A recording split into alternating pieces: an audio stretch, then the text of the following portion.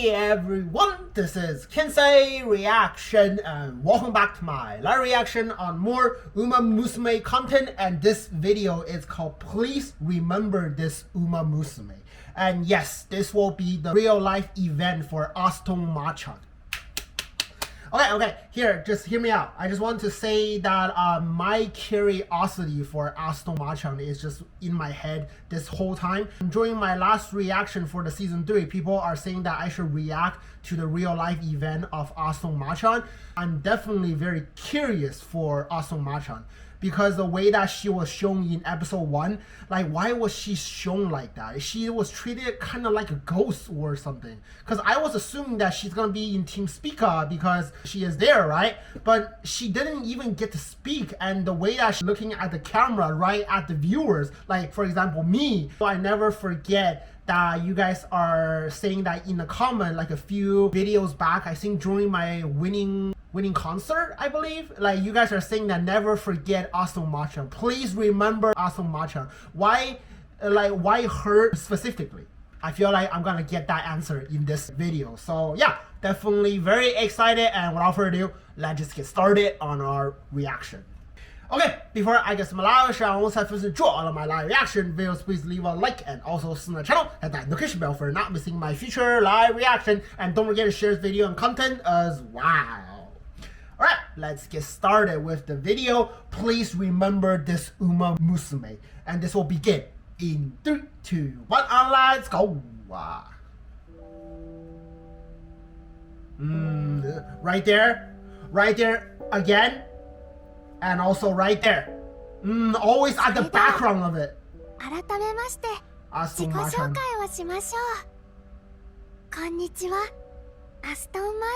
Wow, her voice is very cute as well.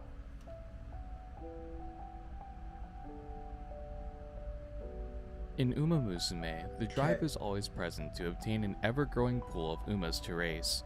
Even if a player is unable to obtain a specific character, information regarding them can still be found in the game's trainer notes. Nice. Though a brief overview, with some features still locked, the player can still view Umas they've yet to obtain, with most being unreleased in the global version.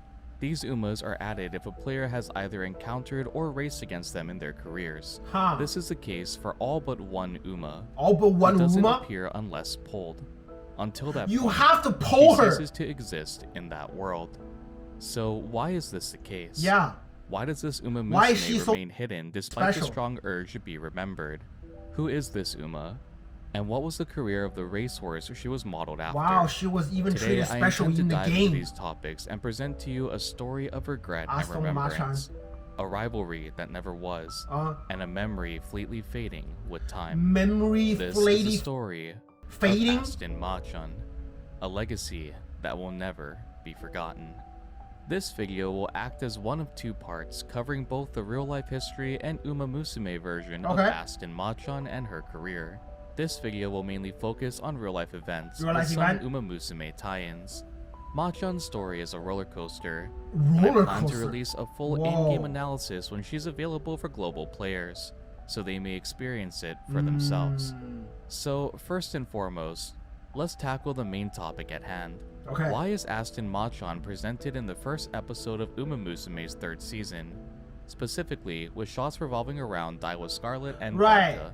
She has no speaking roles and just stares. Yeah, she has no speaking role. Yeah, why is she like that in episode 1? As Daiwa Scarlet and I am super curious. As her history unfolds in this video, so she's somewhat related with Scarlet and Vodka. Every Uma present in the game have their real-life identities acquired through licensing agreements with various horse owners.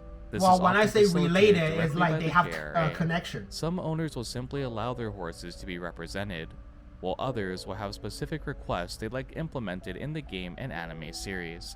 For Aston Martin, her Umamusume counterpart was supervised heavily by her original owner. Machan is the only Uma to break the 4th wall in this series. Break the 4th wall? Staring into the camera. That is true, She's been doing that in season 3. Away from her. She's also doing it in the game. Never be forgotten. Wow, she is adorable. Look at the outfit, the casual clothes. During instances where Machan is the main focus once again, right there, yeah.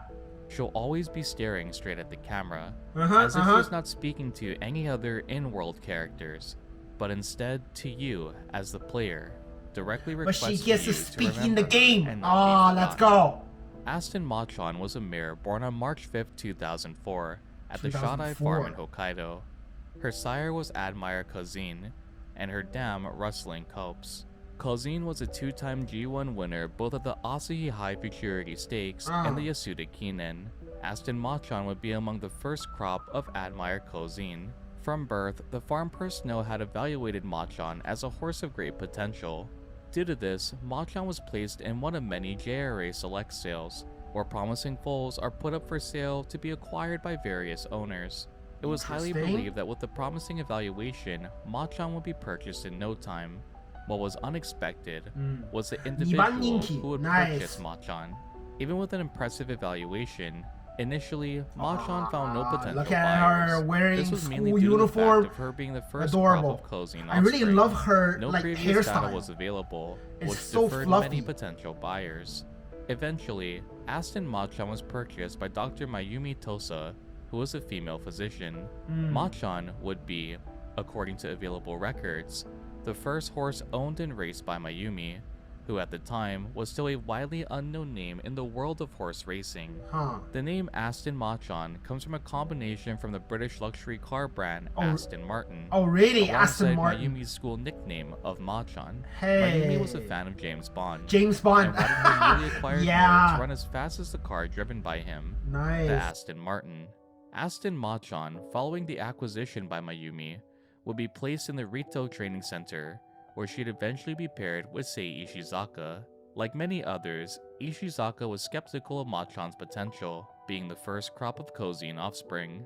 During the training that followed, and despite the mass skepticism, The hero is Machan coming. showed great potential. She was incredibly light on her feet, allowing her to show excellent speed as training progressed. Machan was also a fast learner, being among the most advanced group in terms of progress leading to her 2-year-old year. Just like her name, both Mayumi and Ishizaka believed that Machan could perform well even in state-graded races. On July 22, 2006, Aston Machan entered the Kokura racecourse for her debut. Her Though debut. Machan showed promising speed during training, it was still unclear what racing aptitude suited her best. For this race, Machan would also be ridden by the renowned jockey Yutaka Take. Take Machan would be Yutaka. second favorite, even with Take as her jockey and Yeah, her I impressive remember. speed. The favorite was Charmant Reni, jockeyed by Ryuji Wada. Though second favorite, the odds difference was minimal between the two racers. Take decided to use this as an opportunity to teach Machan how to race, easing her into the scene rather than forcing her to go all out. A racehorse can show promising talent, but having an exceptional jockey can only elevate that performance. Over the course of the race, Take kept steady pace of Machan, and on the final homestretch, a fierce battle erupted between the two favorites. Machan would ultimately lose this race to Reni, and a new discovery would be unveiled about Machan as well. She just At the lost. final homestretch, Machan, like, as slightly. Take recounts, seemed startled and began losing focus, drifting outward as the race progressed. This caused Machan to be overtaken. She struggled with concentration, and this was something that her trainer took note of, aiming to help her overcome this hurdle alongside her. Even though she placed second, it was clear that Machan could perform well in short distance races. Short distance. Due to this, the following 3 races Machan would participate in would range from 1200 to 1400 meters, and the results only act to solidify her strength in short distance racing. In her second race, the 2-year-old maiden, Machan would hang in second place, and alongside Wada, overtake the leading position, securing a victory by a half length. At the Nisei Stakes, Machan's third race, something extraordinary quickly unfolded. Samejima, a relatively new jockey, kept Machan in second place, pacing her until the final homestretch. This strategy was the same Samejima had used with another horse of Ishizaka's stable, Paradise Bird. As they approached the final 200 meters, Machan challenged her first place position, and before long, overtook the lead, securing a confident victory. Gap is pretty huge. To the audience, Machan was strong. She blitzed past the leading position, but she didn't look like she was anywhere near her limit. Machan's fourth race, the Fantasy Stakes, would once more pair her with Take.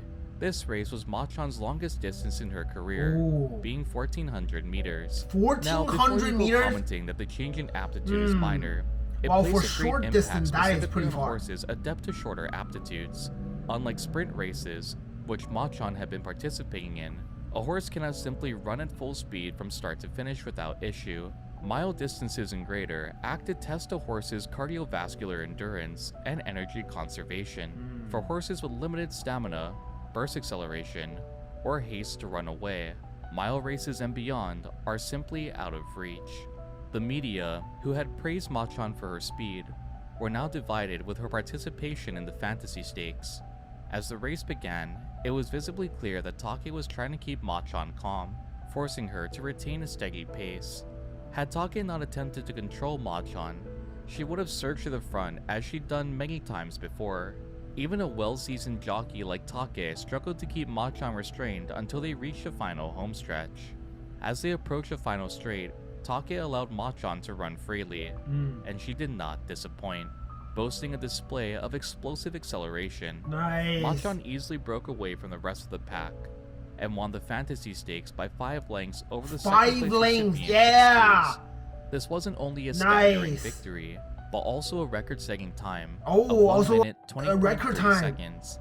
This victory not only relieved Take, but also Aston Machan's trainer and owner. Definitely a powerful this horse. 200-meter difference didn't cause Machan a devastating loss, but instead provided a glimpse into a bright future to come in her career. In the game following this race, Aston Machan will ask the player, "Did your heart race? Were you excited?" The simple answer is yes. The fans, Take, Mayumi, and Ishizaka were all overjoyed by Machan's stellar performance. Take would later comment on Machan's performance in the fantasy stakes, and his reasoning behind holding Machan back for so long. At this point, the media was already drumming up Aston Machan's name. She was an incredibly strong filly, and many believed that she had the capabilities of winning the upcoming Oka show, the first leg of the Triple Tiara. The record time was already impressive, but what was even more staggering to witness was Machan's ability to distance herself by 5 lengths with ease over a mere 100 meters. Take would state that he was all too aware of Machan's inability to retain focus, and due to this, he'd wait until the last possible moment to allow her to fully burst forward. Machan had a tendency to let her mind wander, so Take did all he could to remain vigilant and lead Machan for a majority of the race. Though Take would state that Machan appeared to have eased her way into racing, and this race in particular did yield results, he also would state that as the competition got stronger, Machan's lack of concentration would be her greatest weakness. Take would continue, addressing Machan's aptitude. Though she was fast in the final 100 meters, Take observed that Machan simply wanted to rush forward, and due to this, he concluded that her best distance would most likely remain at 1,200 meters. A month later, on December 3rd, 2006, Aston Machan would participate in the Hashin Juvenile Fillies, her first participation in a G1 race. That's a G1 race. Once more, Take would take the reins, ready to guide Machan to another victory and overcome her lack of concentration. This race would be 1,600 meters in length, and due to Machan's previous fantasy stakes win, her team was confident that she could display her monstrous speed even with a 400-meter difference over her preferred aptitude. Machan would be the favorite to win, sitting at a 1.6 to 1 odds. As the race began, right out of the gate, Machan attempted to surge forward. Even with his vast experience, Take still struggled to manage her, eventually calming her and positioning themselves in 5th place along the inside of the course. Fans were seeing once more both Machan's speed and Take's expertise in action. Sticking close to the rails until the final corner, Take took control of Machan, and down the final straight, Take broke through the leading group and Machan surged forward. Just like the fantasy stakes, they began distancing the lead horses, but unlike the fantasy stakes, this time, a new challenger would emerge.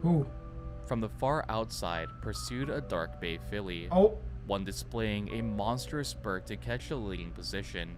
Soon, a head-to-head duel began between Machan and this Dark Bay filly, and ultimately, Machan lost. The Ah! horse who challenged Machan Once again, she lost slightly. Victorious was named Vodka. Oh, Vodka! Though at the time still widely unknown. Oh, this was a racehorse Vodka! capable of strong performances, utilizing longer strides inherited from her sire. Ah, the rivalry. Gimlet, she showed a clear display of potential, defeating Machan in this race. Wow. Vodka wasn't the favorite, but sat fourth to win this race. Vodka also had recently entered the racing scene, only debuting a month later on, before Scarlett is gonna get into this rivalry. So they're basically rivals. Dominant presence wow, so Scarlett and Vodka, I'm so used to these two being a rival, but Aston Machan is also part of the racing. Like rivalry. Vodka was strong, but her jockey, Hirofumi Shi, was also a well-seasoned jockey in his own regard.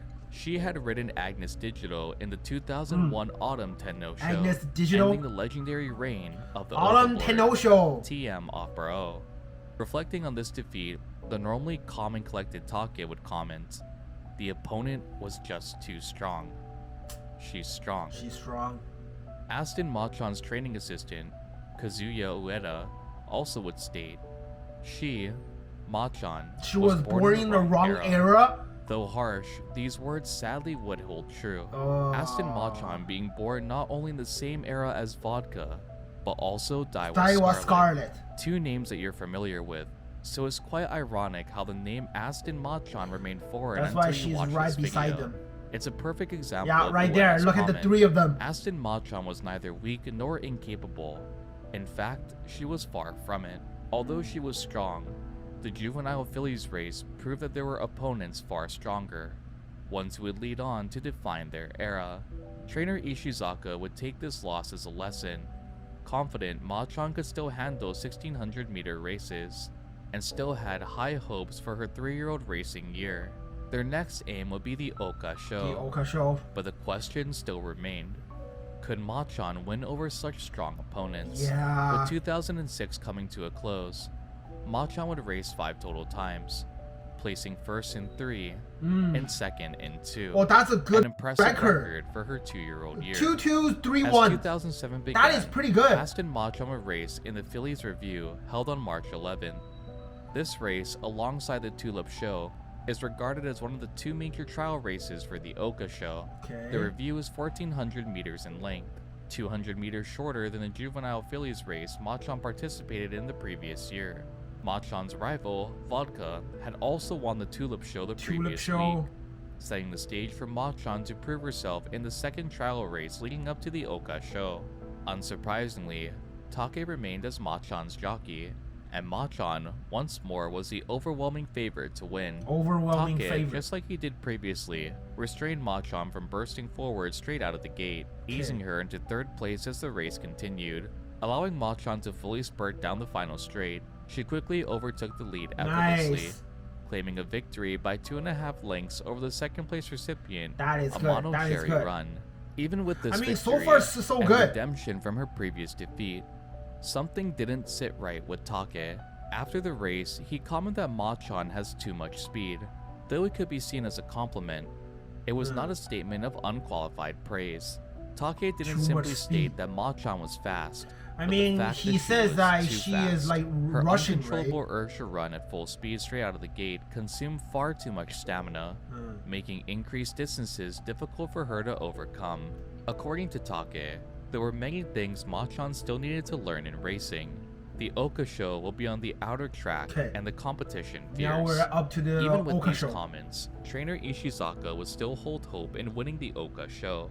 When faced with the media, he advised them to share the reality of Machan's situation and not simply her triumphs. This was an ever-growing uphill battle, and despite being best suited for 1200-meter races, her team pushed forward to have her compete in greater distances. As the Oka Show rapidly approached, horse racing journalists analyzed the filly rankings and produced their findings. At the top spot, undisputed, stood Vodka, as an overwhelming favorite with 99 points. Below Vodka was Daiwa Scarlett, standing at 94. And below both of them stood Aston Machan, tied in 3rd place with 83 points, with Excuse and Nishino Charmy. Vodka's evaluation was overwhelming. and her status as the main favorite for the Oka show remained unshaken.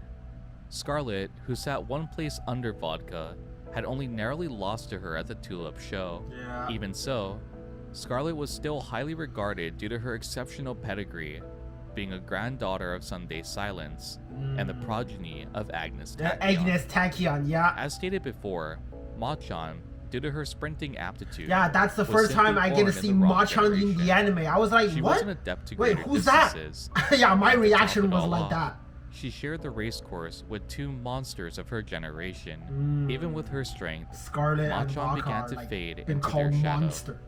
On April 8, 2007, Aston Machan would enter the race course against these two era-defining mares. Oka show. Vodka, jockeyed by Hirofumi Shi, stood as the overwhelming fan favorite with a 1.4 to 1 odds. Aston Machan, once more jockeyed by Yutaka Take, stood second at a 5.2 to 1 odds. Under Machan was Daiwa Scarlett. Scarlett is third favorite. Ando, who stood at a 5.9 to 1 odds. It is important to note that in this race, the fourth horse, Shonan Talent, would stand at a staggering 34.7 to 1 odds, and fifth favorite, Emmy's Smile, stood at 44.6 to 1.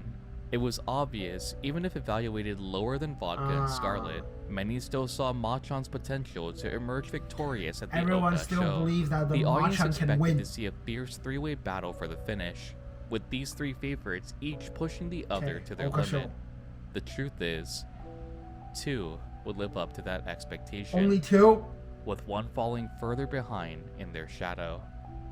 This race in particular is a primary reason for Machan's appearance in Umamusume as a background character to Scarlett and Vodka. What happened? What happened? Ghost who never utters a single word, yet demands the viewers' undivided attention.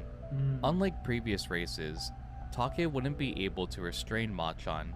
Showing her usual temperament, defying Take, Machan would run at full speed to second place, approaching the final corner. Machan is not listening to her jockey. Machan would drift further behind. Take, who had already expressed his concern with Machan on longer aptitudes, would once more comment that Machan continued to show sprinter tendencies. Had she run smoothly with the flow of Take's guidance, he had full belief that she could have contested both Vodka and Scarlett at the Oka show. Scarlett emerged victorious, with Vodka narrowly taking second place. This would mark the shift in their generation, with Scarlett and Vodka trailblazing a legacy together, while Aston Machan would be forced to follow a different path. It had become clear that Machan thrived in sprints. Machan 7? The Oka show only acted to solidify this thought. Even with Take at the reins, races beyond that aptitude were not suitable for Machan at all. After the Oka show, Aston Machan's team decided to give her a long break and plan for the future. Gave her a break? This break would last from April to July in 2007. Wow. As Machan rested, her rivals would continue to make history. Vodka would be the first mare in 64 years to win the Tokyo I guess Yushin, like she needs a the break, Japanese right? Derby, In order and to Scarlett recover. Will not only win the Oka show, but will go on later in that year to win the Shuka show as well. Heeding Take's previous assessment on Machan, the path was set to pursue a career of only sprint races, staying true to Machan's natural aptitude. On August 12, 2007, Machan will return to the racing scene, participating in the Kita-Kyushu Kinen, a G3 sprint race. Her jockey this time was Yasunari Iwata, who had previously won his first graded race with Believe. Machan was the overwhelming favorite, sitting at a 1.8 to 1 odds. As the race began, Machan showed great promise, displaying to the audience the difference between her behavior in this race to her longer distance ones. She displayed her natural speed, and while other experienced sprinters struggled to push forward, Machan would continue her confident pace. As they hit the final home stretch, Machan would fall behind, with 5 racers in total surpassing her. This ultimately resulted in Machan placing 6th, and left many questions for her team to tackle. This stage should have been ideal for her, so why did she falter? Was this not her preferred aptitude? I'm not gonna say that she won't be getting first, but not even a third. Year left one answer: the fact that she had matured early. and now her performance began to plateau. Lingering concerns also existed of overcorrection. Perhaps her time with Take and longer aptitudes resulted in mental instability. With lingering concerns, because of the long team was forced to distance, press onward to their main target, yet another G1 race, the Sprinter Stakes. On September 30th, 2007, that day would finally arrive. This was Ma-chan's opportunity to redeem herself and prove her mastery in sprint races. In preparation for this race, Ma-chan had practiced more on slope-based tracks, aiming to strengthen her body. Over time, her results became visibly clear. Her muscle mass increased, and she rose 10 kilograms in the course of a month. For the Sprinter Stakes, Aston Ma-chan wouldn't be jockeyed by Yutaka Take. Take had already previously agreed to riding Suzuka Pyrrhixz in the very same race. Pyrrhixz, who was owned by Keiichi Nagai, the same owner of Silent Suzuka, had a long-standing relationship with Take. Due to the current circumstances, Ma-chan would be jockeyed by Eiji Nakadate. This proved to be peculiar for many fans, seeing as Nakadate had been active over 10 years earlier, and was the main jockey for the great filly Hishi Amazon. Even into the 2000s, he remained a top jockey, ranking among the top 10 nationwide. This mainly came as a shock, since at this point in his career, Nakadate primarily only rode local tracks. Nakadate had claimed many wins in regional races, even achieving 100 wins in a year, but these days, it was rare to see him in a Central G1 race. Of course, this unexpected addition garnered the question, why him? As conversation continued, skepticism quickly grew to excitement. Eventually, the common answer was reached.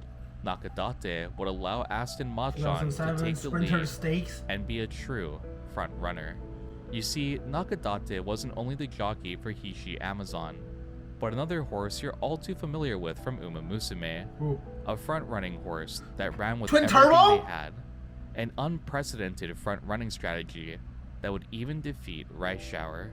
Nakadate was the main jockey for Twin Turbo. Really? And of all types of running. Yo, that is good. Twin Turbo, the GOAT.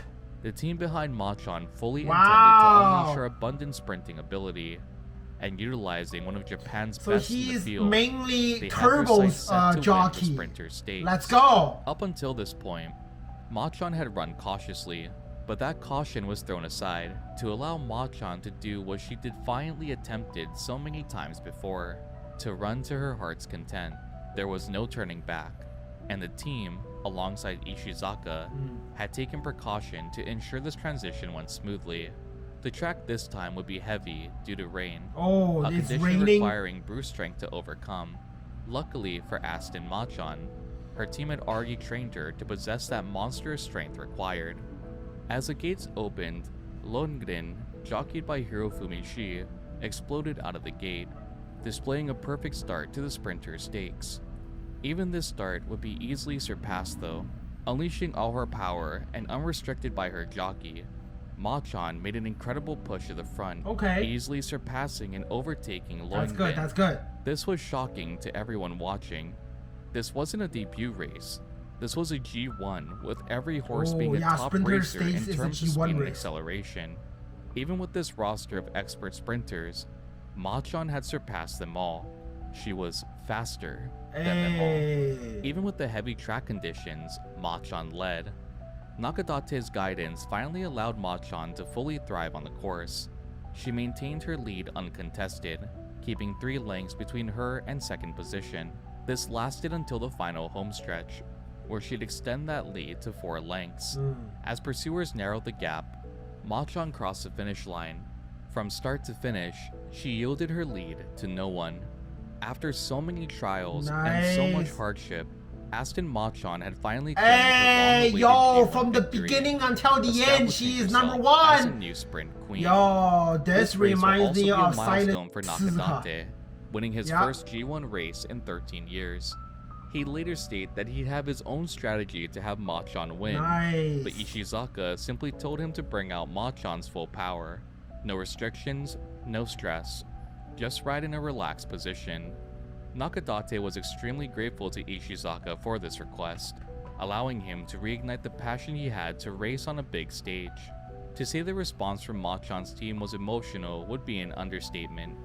Nearly every single member were on the verge of tears for Machan's win, finally being able to see her full potential after so many roadblocks in her career.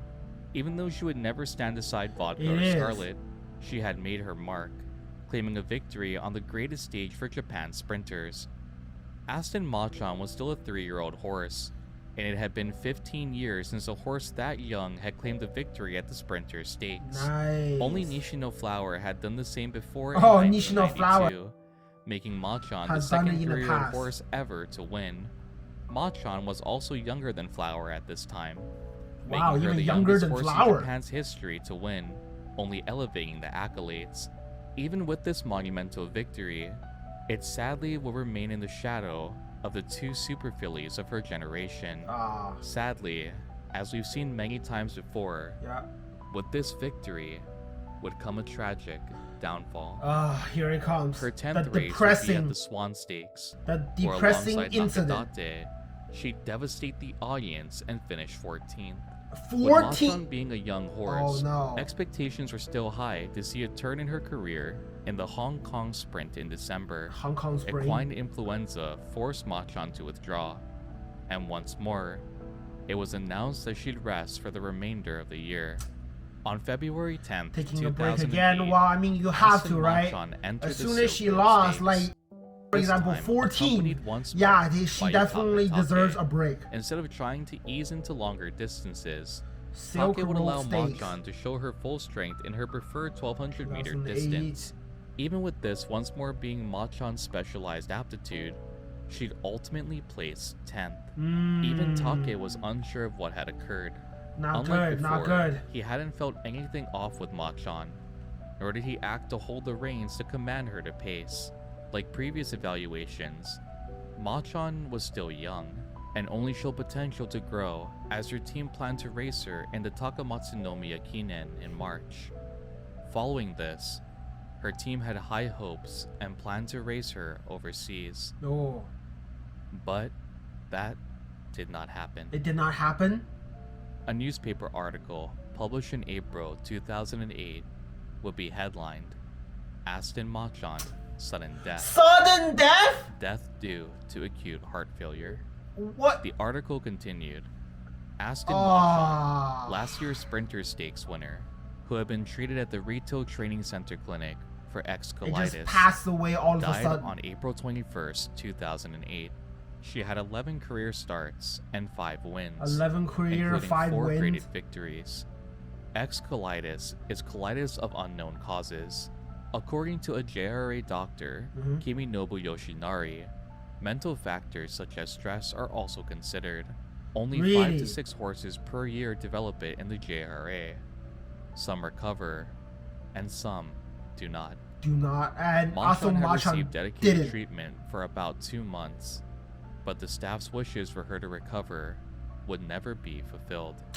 To say Machan's death hit her team hard would be a drastic understatement. No one took the loss more severely than Ishizaka, who was haunted by regret and blamed himself for Machan's premature passing. Her instability, though often seen as overexcitement, was a sign that Ishizaka truly feels he ignored.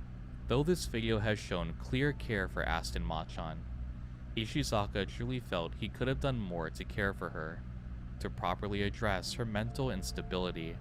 Reporter Daiki Matsunami will later publish just how much Machan's declining health impacted Ishizaka. A phone call had come to inform Matsunami of Machan's condition. At the time, he was with trainer Ishizaka, who heard each word relayed about Machan's declining health. Matsunami described his expression as solemn. Ishizaka truly loved Aston Machan, and even with the struggle getting her suited to certain aptitudes, he always tried his best to make sure everything ran smoothly.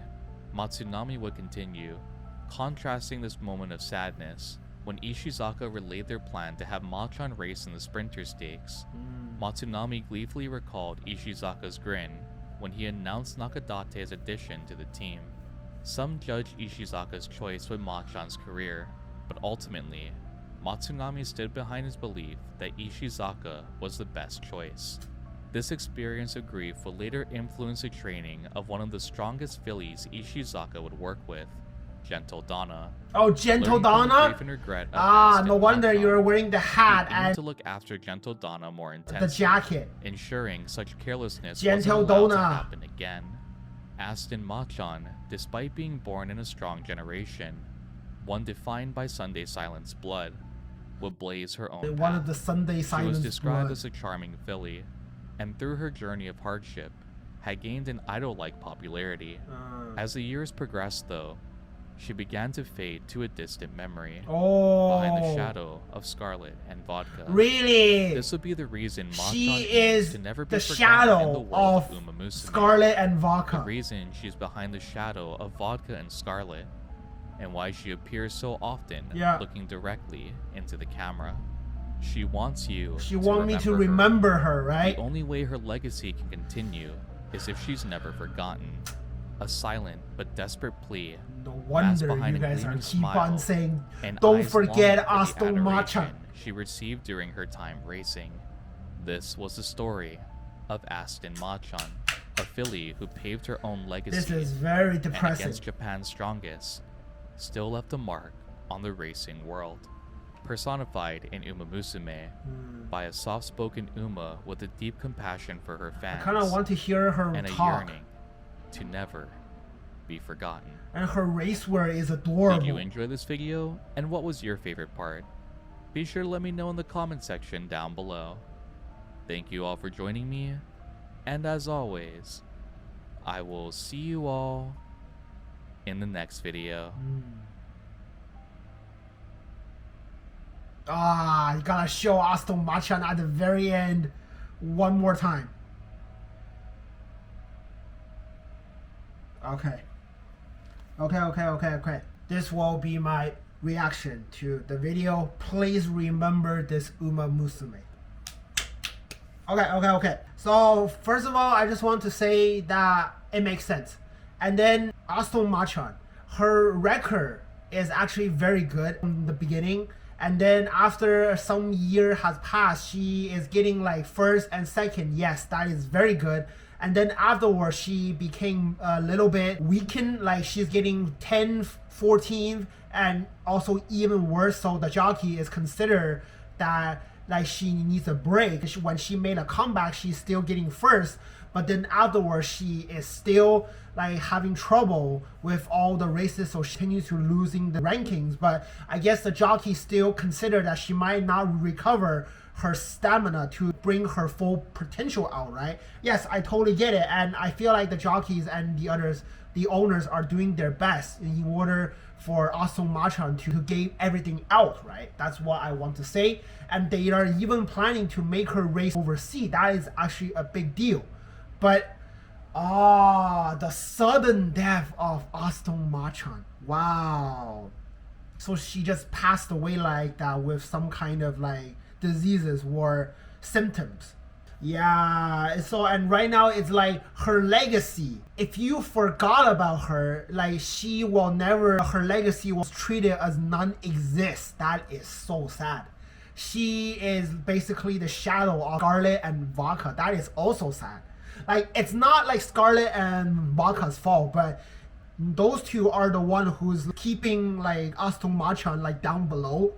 And that's like the reason that we didn't get to see her in season 1 or 2, where we get to see Scarlet and Vodka a lot.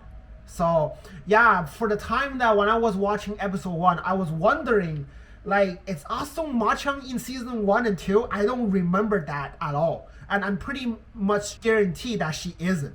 Because if she is, I will definitely realize this. I watched all of the episodes and I also react to it. No wonder you guys are keep on saying, please remember Aston Machan, please don't forget about her. Yes, I will definitely not forget about her. You know what? I'm already digging with her design. Like the crown on her head, the racewear, it looks adorable. I really like her hairstyle. It looks so fluffy. Yeah, she's definitely one of my top design for Umamusume. Like definitely in top 10. I can guarantee you that. So there's no way that I'm gonna forget her ever. And I'm pretty sure that we're gonna see her more in season 3. I'm very excited for the later on story of Umamusume Pretty Derby season 3 anime. Okay, thanks guys for watching this video. Please leave a like and comment, and also subscribe to my channel to my live reaction, and I'll see you guys next time. Thank you very much.